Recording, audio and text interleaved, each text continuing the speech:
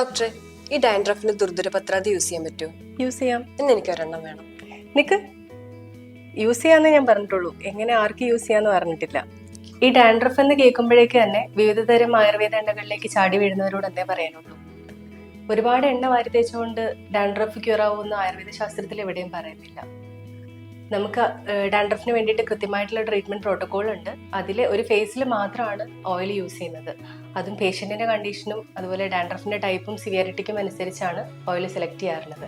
പിന്നെ നമ്മൾ ചില ആളുകളിൽ കുറച്ച് ഓയിൽ അപ്ലൈ ചെയ്തതുകൊണ്ട് ആ ഒരു ഡ്രൈനസും ഇച്ചിങ്ങും കുറഞ്ഞു വരാറുണ്ട് എന്ന് പറയാറുണ്ട്. പക്ഷെ അതിന്റെ റീസൺ എന്ന് പറയുന്നത് അത് ഡാൻഡ്രഫ് ആയിക്കൊള്ളണമെന്നില്ല, ചിലപ്പോൾ ഡ്രൈ സ്കാൽപ്പ് ആയിരിക്കും. അപ്പോൾ ഓയിൽ അപ്ലൈ ചെയ്യുമ്പോൾ ചെറുതായിട്ടൊരു ആശ്വാസം കിട്ടണം എന്നേ ഉള്ളൂ. പക്ഷെ ചില ആളുകൾ പറയാറുണ്ട് ഓയിൽ യൂസ് ചെയ്ത് കഴിയുമ്പോൾ ഇച്ചിങ്ങും അതുപോലെ ഡ്രൈനെസ്സും ഒക്കെ കുറഞ്ഞു വന്നിട്ടുണ്ട് എന്നുള്ളത്. ശരിക്കും അത് ഡാൻഡ്രഫ് ആയിക്കൊള്ളണമെന്നില്ല, ഡ്രൈ സ്കാൽപ്പ് ആവാം.